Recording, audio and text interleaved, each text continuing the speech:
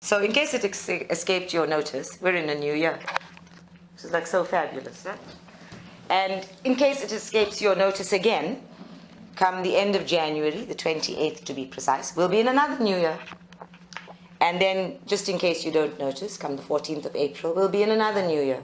Which should tell you that time really is something that we are manipulating all the time in order to create schedules. And when we declare 2017 the year of living intentionally for this center and for the network that holds the center together, or is the center, we said what we want to do is be aware not only of what we're creating in our lives and how we're becoming in that space. We want to be aware of how we're utilizing consciousness, the various levels of it, physical consciousness, emotional, mental, spiritual, energy in other words. And we want to be conscious, we want to be aware.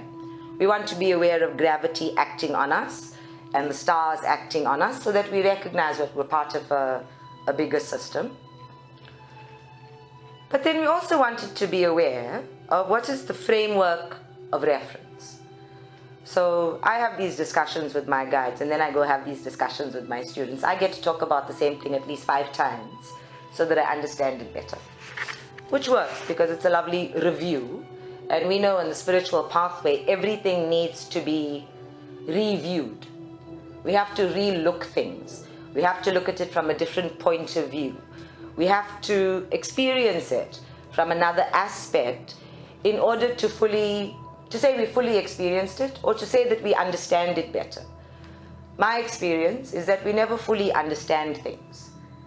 And that as we grow, different aspects of understanding come together so we can say, oh, I know that better, or I have a better understanding of that, or my consciousness is more aligned with that.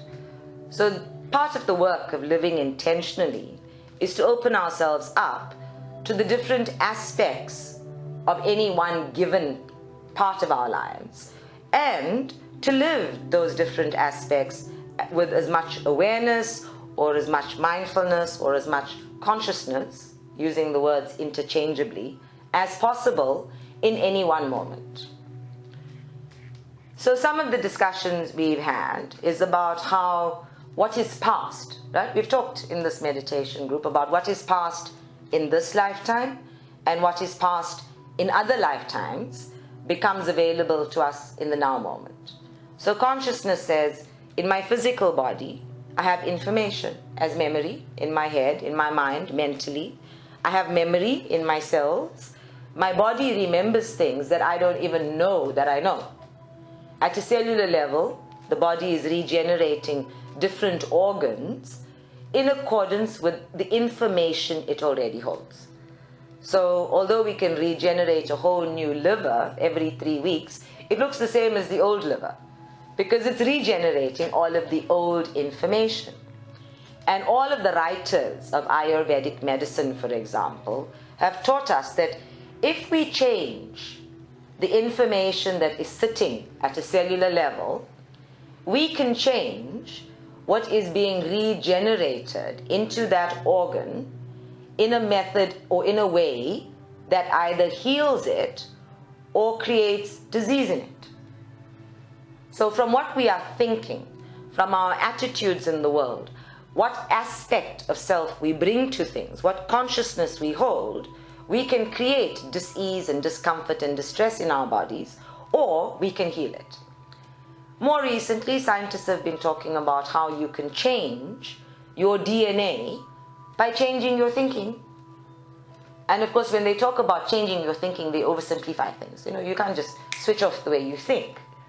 But what they're talking about is we change our thinking, change a recurring pattern of behavior, and in turn, change a genetic composition, a predisposition, if you will, to specific experiences of dis-ease and discomfort in our bodies. Part of the problem with all of this is that the human ego always thinks about changing what is not good. It always bases it on a judgment. I want to change what isn't working. I want to change what is bad. So we make a judgment about it first, which is an ego framework that says I reject it, and then I'm going to change it. The spiritual life says, that's what it is. So I accept it, and then I'm going to change it. And whatever it is, we don't have to decide that it is good or bad. We don't have to decide that it's positive or negative. The experience in your physical body tells you whether it's positive or negative. If it's creating pain, the brain is going, that's not good for me.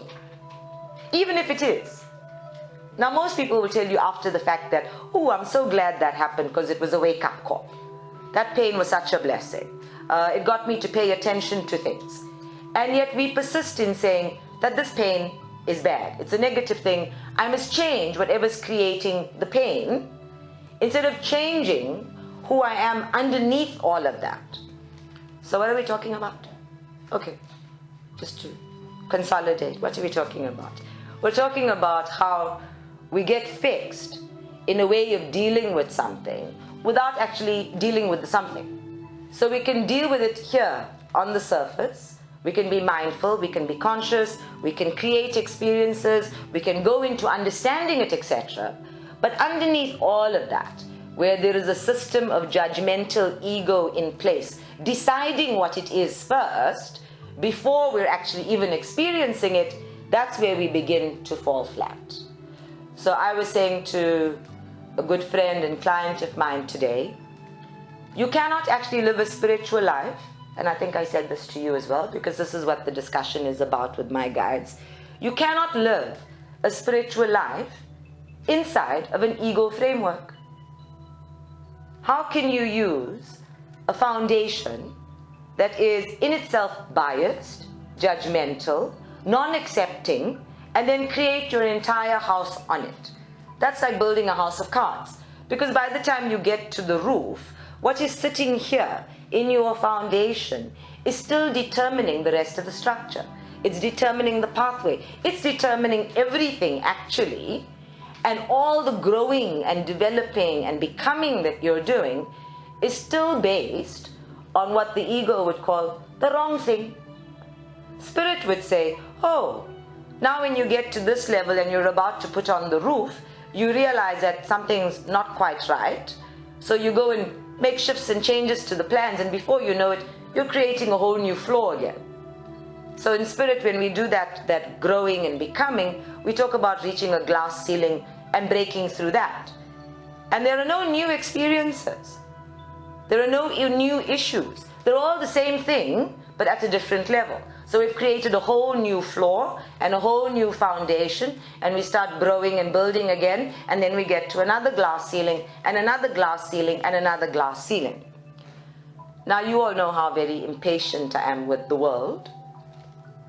Did you nod? You nodded. I bet a few people over there are nodding as well. And then of course, I'm very impatient with spirit as well, because I say, let's sort this one out. Let's get to the root of it. What needs to change? What needs to happen? You know, I don't have time. The clock is ticking. And they say, relax, you've got all eternity. In fact, you've spent a whole eternity getting here. But if you want the faster route, go right back to the foundation. Always going back to the basics and saying, what are you building this spiritual life on? So the year of living intentionally says, I must stop and I must see. What is this value that is determining everything that I am creating in my so-called spiritual life? If my meditation is feeling restless, I'm still anxious, although I'm practicing my meditation all the time, what is sitting under that? What's sitting inside of us, regenerating itself every time we're creating ourselves anew? Because remember, the physical body is the grossest form of what we're doing elsewhere. It is a manifestation of what we are doing elsewhere. So if I keep manifesting the same discomfort, the same dis-ease, the same distress, that's a clear indication that something's not changing and that I have to go to that. And we are not medical doctors who are going to give you a medication or even a meditation to soothe it. We always have to go back to source. And that's what spirit does. It says, I go back to source. I go back to the beginning and I change what is there. Now you and I can't easily go back to the very beginning of who I am through all creation. But we can go back to the beginning of what we know here. And what we know is sitting in every level of consciousness in terms of who we are, in terms of what we're bringing into our lives every day. So right there at the bottom, when we say, what is your value system? What is this box? I don't want to use the box because then we're going to say start living out the box, right? I laughed earlier when I said it as well. We don't want you to live out the box. Make your box nice and neat and all of that, but make sure that the box itself is spiritual. I mean, even when we watch television, we have a decoder. Yeah? It's a box that receives all of this stuff, decodes it, and sends the signal through so you get a clear picture. This physical body is exactly like that. It's a decoder. It's receiving all of these signals all the time and giving you a not so clear picture because we're all not tuned in to the right wavelength so that the picture is nice and clear. And so part of this getting the box right, getting the foundations right, is about tuning in to the correct wavelength, getting the signal right, maybe turning the satellite dish a little. So many mixed metaphors. Completely. But all of this work that we're doing on the spiritual plane, and when you've been doing it long enough, it just seems so tedious and such a lot of work that's getting you nowhere. So right at the very beginning, in the foundation, you have to accept, one, I don't know. So the work is coming to know. Two, all this work is going to lead me to nothing and nowhere. I'm going nowhere. There is no pathway. There is only a becoming inside self. And that becoming inside self shifts and changes the way the world is perceived by you and in turn reacts to you or responds to you. Because we live predominantly in an unmindful world, a lot of it will be reaction. Some of it will be uncomfortable reaction. Some of it will be wonderful reaction. But that spiritual foundation says, it's still a reaction. It's actually not my business. So ultimately, as we're doing this work and becoming something, we might not be able to pin it down and say, oh, I added a window here, or I put in a light bulb there, or I've painted this red and that blue. We can't pin it down. But eventually you wind up with a whole picture that you can see clearly is now you. And when you recognize that, then all of the work, all the becoming becomes worthwhile. So for some people, the spiritual pathway is a lot of hard work for nothing. And their nothing means that it's been a waste of time. It's been a waste of energy. It's been a waste of money because the spiritual pathway is so easy to sell these days. You know? It's such a wonderful thing. You come in, you pay your fee, we send you there. And as long as you're doing what you're told, then we can almost guarantee you'll get somewhere. Who you're being while you're getting there is neither here nor there. Right? I mean, we have people, you know, when people climb mountains, they have porters, other people who carry your baggage and your burdens for you. Well, you can do that on the spiritual pathway these days as well. But that's not a spiritual pathway. That's a pathway that is sitting on that ego foundation. All of the self-development books start by telling you there's something wrong with you. You need to be fixed and repaired. And because you need to be fixed and repaired, this is a judgment you must make about yourself and agree with about yourself in order to now develop and grow. The spiritual pathway says, I am as I am. And I accept that. I like that. Now whatever I'm becoming is actually an understanding of who I am. It's a becoming inside out of what I was born with. It's a becoming inside out of who I really am, so that I'm not identifying with this physical body and its separateness from everything else. So although you can find those self-development books that say, I am perfect, almost after that there'll be a big but that says, let's go and do this and let's go and do that. The spiritual pathway says, stop doing. Get quiet. Look inside, and where there is distress, go and heal that. And every decision you make is a decision that takes you either closer to the healing yourself or distressing yourself. If you take a decision that says, I like who I am when I do that. I like where I'm going when I do that. I like the people I'm doing that with. I can be light. I can enjoy that. Then you're creating a decision. You're creating an experience that is taking you closer to healing, closer to peace of mind, closer to enjoying or activating the joy of who you are. If you are making a decision that leaves you feeling stupid, leaves you feeling from a pride perspective that, oh, that wasn't the right thing to do. And the minute pride gets into it, it's ego-based again. The minute you think, oh, those people did that and those people did that and I did this, we're back to ego, we're back to judgment, we're back to non-acceptance. So that is the decision that's going to take you away from yourself, take you away from the peace of mind and create a distress that you don't require. But every decision is in fact a series of decisions. So even as you've decided to do it and somebody reacts, you now have another decision.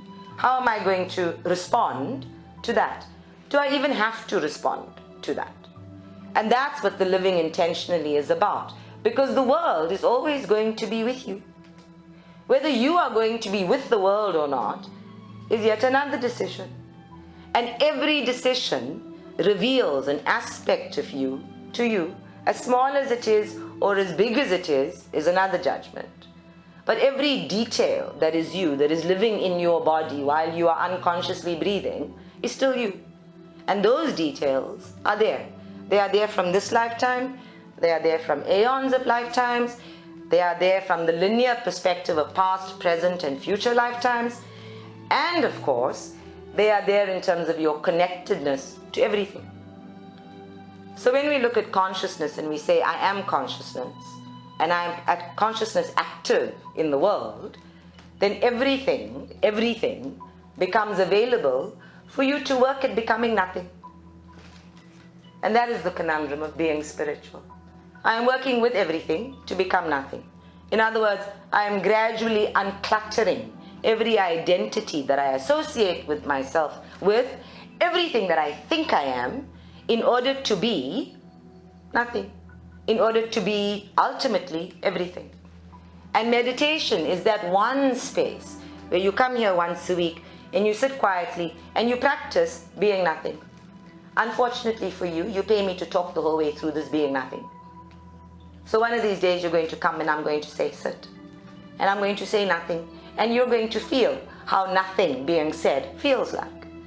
But mostly, this sitting quietly and getting into that space where just you and nothing exist is one way of glimpsing this presence that we all live in inside out. Because that's that life force that's pulsating through everyone and that is making all of this consciousness that I'm talking about, that is making every experience possible. Because without that life force, nothing is. Now you're going to confuse the whole nothing, right? And nothing isn't.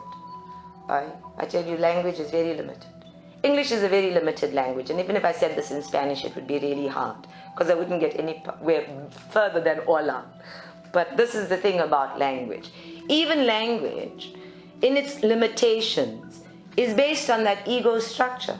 Everything we know in the history of humankind, and Maris will tell us this, even the way history is written, is based on that ego structure. And the only place that you can rescind that ego structure that judges first and evaluates from a basis of greed ultimately, because everybody wants something. On the spiritual pathway as well, everybody wants something. Enlightenment usually. As enlightened as they are, they want enlightenment. And when the Dalai Lama says, before enlightenment, carrying water, chopping wood. After enlightenment, carrying water, chopping wood. There's no reward. The same life, the same dramas, all that's changed is you. And how you are reacting or responding to that. And nobody believes that. The ego drama underneath says, when I'm enlightened, I'll have that big fancy car. Because that's what all of the secrets of manifestation have been taught. Get spiritual in order to get everything you want. Get spiritual in order to beat the world at greed. And so we are all getting very unspiritual to be spiritual. That doesn't work. So I'm going to throw all the books in the library away now. Isn't that so? Because I own all those books as well. You see, even I played this game. But that's part of the journey. Everybody starts the journey and we go through it. We play all the ego games. We play with those boundaries. We build the structure. We reach the glass ceiling. And then we realize, oh, all that work was unnecessary with hindsight. So as your teacher, I'm telling you with foresight, all of this hard work of fighting with yourself inside out and getting smacked upside the head by life itself is unnecessary. Stop now and say, where am I coming from? You know? Am I coming from my judgment? Am I coming from my non-acceptance? Am I coming from my ego in answering this? Or you can say, am I coming from, what is that word again, Demir? Which one? That word, that one word that I said is the cornerstone of not coming from your ego. Okay. Am I coming from self-respect? Self-respect. Am I coming from myself? Am I coming from who I want to be? Am I coming from the nicer version of myself that I actually think I am inside when the world isn't pressurizing me to be this awful person who makes a lot of money? Because whether you make a lot of money or not, whether you want to make a lot of money or not, whether you have a lot of money or not, you always still have the choice to be a wonderful human being. Money isn't determining that. You are. Isn't that so? Yeah. So, regardless of bank balance, the choice, regardless of rank and status, there is this choice to come from self-respect. And we know how this works. Traditions have been built on it. When they were colonizing Africa, they shook hands first, and then they drew up a treaty. And after they shook hands and divided Africa up, they all went and they wrote it down. But the shaking hands was what determined it. Yeah. And because they shook hands on it, we all learned now that we must live without our backs to the wall, you know? We must watch our backs. We must check who's taking what, who's stealing what, when and where. And the fact is that nobody can actually steal anything from you. Not anything you're going to take with you when you die anyway. And what you will take with you is that consciousness that you are shifting and changing inside out. Every time you come from a space of, I choose self-respect, I choose to come from that better version of me, you are changing your structure inside out. You are changing your cellular level memory of you. You are changing an event that sits in the now moment and exists as past life, current life, and future life simultaneously. And we don't know that because we are taught that if we want to create change, there must be something tangible outside. But when we create this change inside, we actually begin to take charge of existing pain in the body and our capacity to manage any other physical pain as it arrives out of the universe, or emotional pain as it arrives out of the universe. The capacity to manage pain. You can't ever avoid pain. This is the cuck level, people. You know, this is where you come to experience, and pain must be part of that experience because that is the duality. But when we start shifting and changing the awareness of where we're coming from inside, then this body's strength, its fragility becomes harmonized. It starts to work together, and the management of pain becomes easier. So everybody wants to avoid pain. They get their hearts broken and they're avoiding partnership for the rest of their lives. They get fired from a job, so now they're trying to find an employer who will need them and depend on them and never fire them. Everybody's looking for some guarantee that whatever decision they move into next will hold no pain. And so we now have an attachment to I don't want pain, while holding on to the attachment that creates pain in the first place. So rather we should invest all of that energy into becoming aware that pain is part of the duality, and if I go inside and start coming from there, the ability to manage it as it exists on the tangible level of the world anyway, this grand illusion called life, that becomes real. More importantly, the ability to manage pain then shifts you out of a specific spectrum of pain into a new level of living where pain actually doesn't seem to exist. And this is why it is said meditation leads to bliss. Because raising your vibration out of all of the petty dramas of the ego-based system takes you here where that kind of pain doesn't really exist. It takes you out of survival mechanism And survival mechanism is the defense mechanism. Survival mechanism is I must be aware of everything happening around me so that I can live through it. Not I must be aware of everything around me so I can experience it fully. Huge difference between those two attitudes. So in meditation, we are practicing living this fully so that I can know something, so I can become something, so I can practice something. And everything takes practice. I know. Sometimes it takes practice for years and years and years and years, and that requires patience, which I am still learning. But why does it require practice?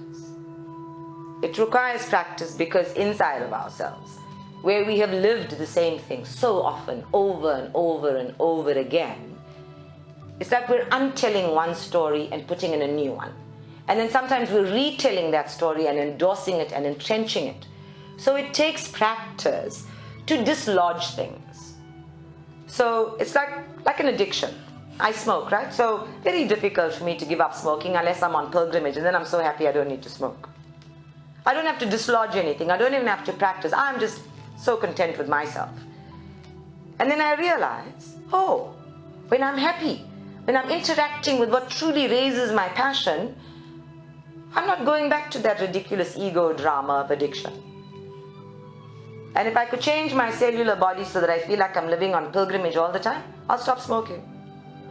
Except that I come home and then there's, gutters to clean and dishes to wash and roof to get rid of. And so the real world takes its toll. And it's hard work in the real world to remind myself, keep your consciousness on pilgrimage, girl.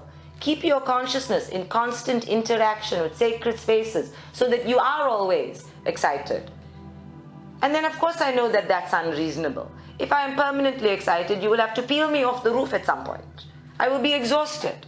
We know that we can't live the highs all the time, and we can't live the lows all the time. And so this work is about coming into a balance. And it takes practice, not just to come into balance, but to stay in balance, regardless of what's going on around us. So that whole yin and yang story, the Shiv and Shakti. Some days you'll be Shiv and yang, some days you'll be Shakti and yin, but mostly you have the choice to be both. To bring the logic of the yang energy and the creativity of the yin energy into harmony with each other and work with that. And then those are the best moments. Those are the moments of feeling like you're fully alive. And the more of those we string together, the more we say, I'm living intentionally. I'm living mindfully. I'm living. I'm living in balance. Big drama, that one. Balance. It's always an issue. But the more we do that, the more of those moments that become real inside out, the more the body accepts that that balance is actually okay. That I don't need the ego drama of extremes. That I can be balanced and joyful at the same time. Because balance doesn't mean neutral. Balance doesn't mean absence of the highs and lows. Balance means I can view them and I can take what I choose from them.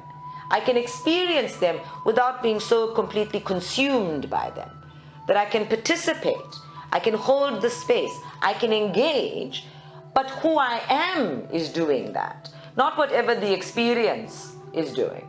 So there is an element of self-management that allows me to manage the experience rather than it controlling me.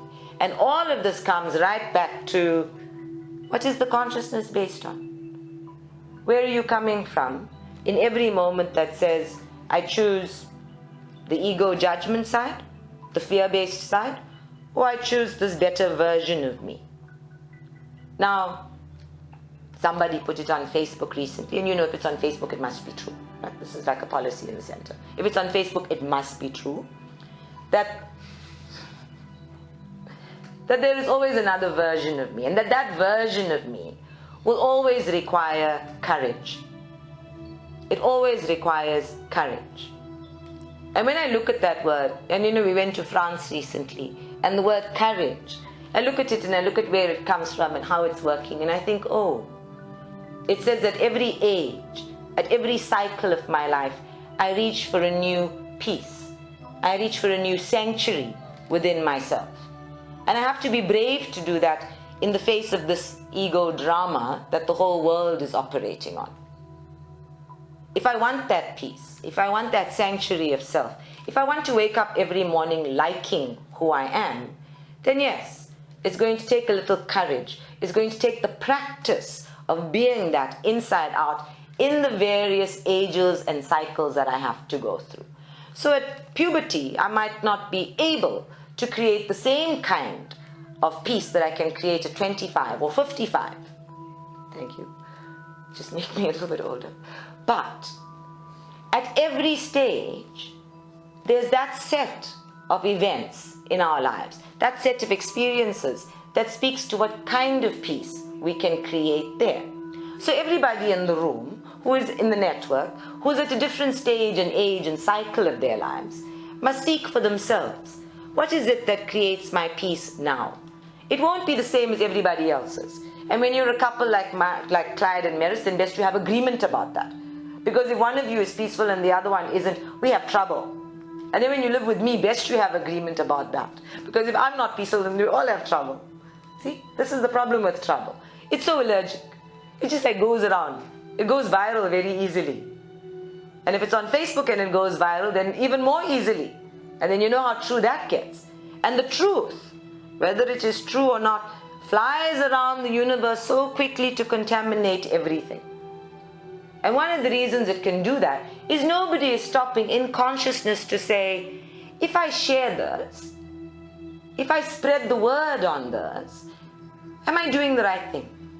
Am I going closer to a space of being kind and being compassionate, being the better version of myself? Or, this is just me getting more attention. This is me just making more statements. This is me just getting excited along with everybody else, even if I haven't read the whole article.